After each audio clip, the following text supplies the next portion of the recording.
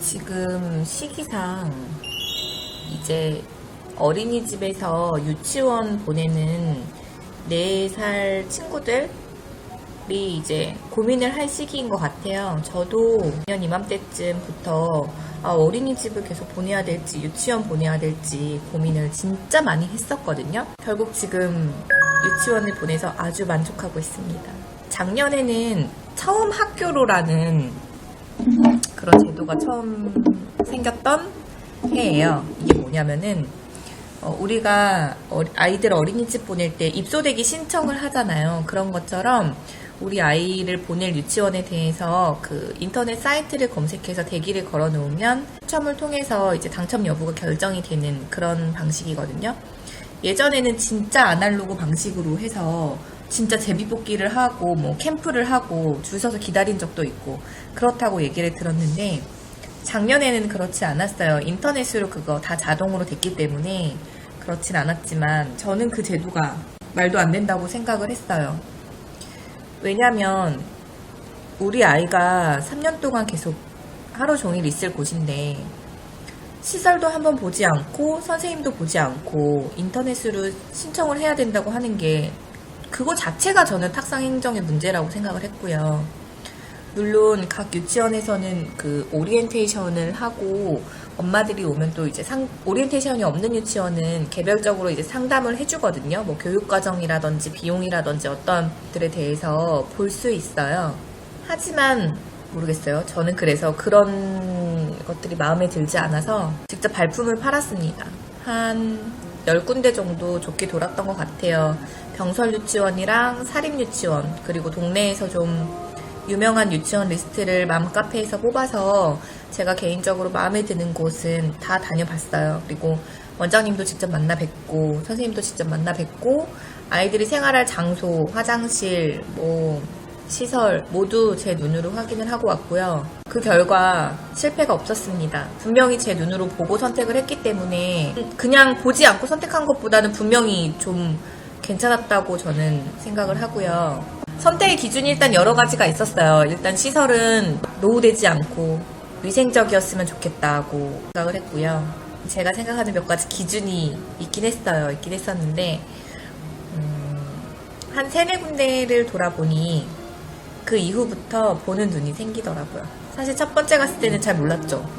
뭐 상담도 그냥 듣고 시설도 그냥 눈으로 보고 그러면서 이제 돌아다니다 보니 각각 설명해 주시는 분마다 스타일이 다 다르고 그 유치원 원장님이 추구하는 교육 스타일이 다 다르고 다 다른 게 눈으로 보이더라고요. 그래서 지금 고민하시는 분들이 계시면 저는 일단 좀 다녀봐라. 발품을 팔아서 선생님도 만나 뵙고 아이들이 활동할 장소도 좀 보고 그랬으면 좋겠다고 생각을 하고요. 제일 큰 게 이제 비용의 차이일 거예요. 그때 유치원에 갈 때까지는 보육료를 지원받기 때문에 부담이 없잖아요. 그리고 병설 유치원도 사실 비용이 굉장히 적지만 당첨될 확률이 높지 않고, 그래서 저는 사설 유치원을 선택을 했는데 개인적으로 제일 배제를 했던 거는 너무 공부만 시키는 데는 나는 싫다. 어차피 초등학교, 중학교, 고등학교 내내 공부를 많이 할 텐데.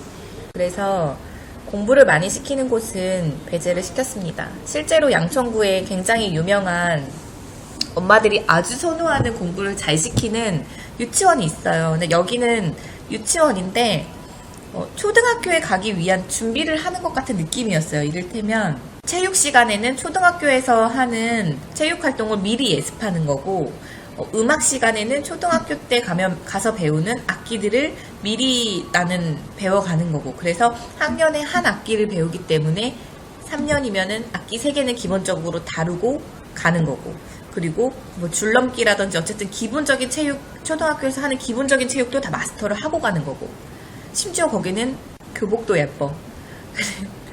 저 진짜 솔깃했죠. 거기가 평이 정말 좋았거든요. 그리고 거기를 다녀온 아이들이 대부분 초등 저학년부터 수준이 굉장히 높다고 하고 영어도 되게 잘한다고 하길래 좀 욕심이 나더라고요. 비용이 100만 원은 안 됐던 것 같은데 아무튼 좀 욕심이 났었죠. 근데 신랑이 지금 두 손 두 발 들고 반대를 했어요. 무조건 안 된다. 애는 놀아야 된다. 그래서 알아본 게 이제 자연 친화적인 유치원을 알아보기 시작을 했어요. 요즘에는 대부분의 유치원에서 서울시에서 그거를 좀 숲으로 이렇게 가는 것들을 좀 많이 하잖아요. 뭐 지향산이라든지, 그러니까 근처에 숲으로 아이들을 많이 보내서 뛰어놀 수 있게끔 하는데, 지금 우리 아이가 다니는 유치원은 날이 좋으면 무조건 바깥으로 가서 뛰어놀고 놀아요. 미술 활동을 할 때도 모든 재료는 뭐 나뭇가지, 나뭇잎, 뭐 이런 자연 친화적인 것들로 많이 하고요. 색칠을 할 때도 이 친구들은 물론 물감을 사용할 때도 있지만, 물감보다는 뭐 꽃을 정말 눌러서 꽃 고유의 색을 낸다거나, 황토물을 직접 들여서 황토물을 쓴다거나, 그런 약간 유니크한 경험을 하게 되죠. 실제로 제가 이제 인스타그램에 아이 유치원 생활을 이렇게 일주일에 한 번씩 이렇게 업데이트를 하거든요. 담임 선생님이 너무 좋으셔가지고 활동 사진을 굉장히 많이 올려주세요. 그러니까 저는 더 안심하고 보내게 되고, 아이가 하루 종일 뭐 하고 놀았는지를 볼 수 있고, 그 아이가 어떤 말을 할 때 잘 알게 되죠. 사진을 많이 봤기 때문에 어떤 활동을 했는지 명확하게 캐치를 할 수 있거든요. 아무튼 그런 선순환이 계속돼서 지금 만족도가 굉장히 높은데, 저뿐만 아니라 그 글을 본 다른 모든 사람들이 다 정말 유치원 잘 보냈더라, 나도 거기 보내고 싶다, 이렇게 얘기를 해요. 아주 멀리서도. 제가 이 유치원을 선택함에 있어서 가장 큰 영향을 끼쳤던 게 바로 두 가지인데요. 그러니까는 밖으로 나가는 거 말고, 하나는 뭐냐면 유치원 오리엔테이션 갔을 때 아이들의 모습이 담긴 사진이나 뭐 이런 것들을 볼 수 있었거든요. 활동집 같은 걸. 근데 거기 있는 모든 아이들이 정말 활짝 웃고 있는 거예요. 너무나 천진난만한 모습으로 웃고 있어서 여기다, 이런 생각이 일단 들었고, 그리고 두 번째는 전에 딱 들어갔는데 초입부터 아이들이 만든 그 삐뚤빼뚤한 작품들, 뭐 이를테면 나뭇가지로 만든 얼굴이라든지 뭐 그런 것들 있잖아요. 많았거든요. 진짜 아이들이 만든 작품들. 그러니까 선생님이 내가 유치원을 꾸미기 위해서 이렇게 해놓은 게 아니라 아이들이 만들어 놓은 정말 삐뚤삐뚤한 그런 것들이 너무 예쁘더라고요. 그거 두 개가 굉장히 크게 닿았어요.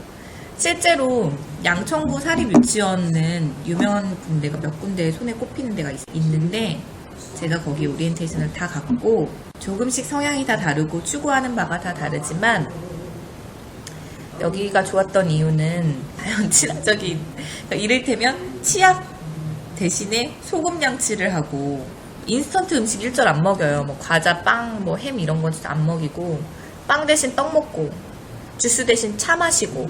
그래서 사실 저희 딸아이가 4살에서 5살 넘어가는 시기에 초콜릿을 정말 좋아했거든요.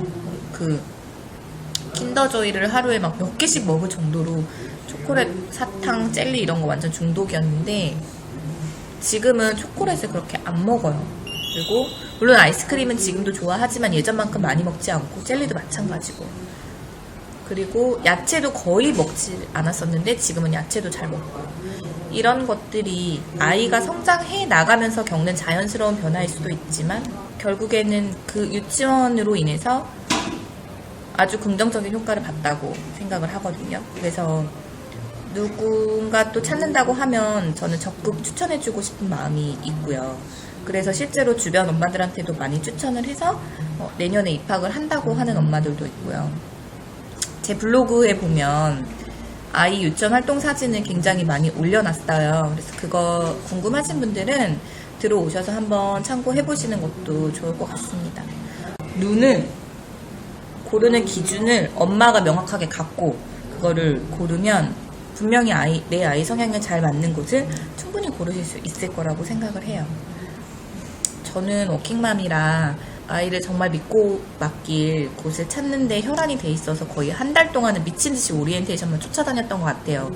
오너님한테 양해를 구하고 저 이만저만 해서 뭐 다녀오겠습니다 하고 그렇게 보냈는데, 지금 거의 1년이 다 돼가잖아요. 이제 곧 있으면 이제 학기가 마감을 할 텐데, 여태까지 정말 이만큼이라도 마음에 걸리는 거 단 한 번도 없이 정말 잘 지냈고, 앞으로 2년도 그렇게 될 거라고 생각을 하고 있어요.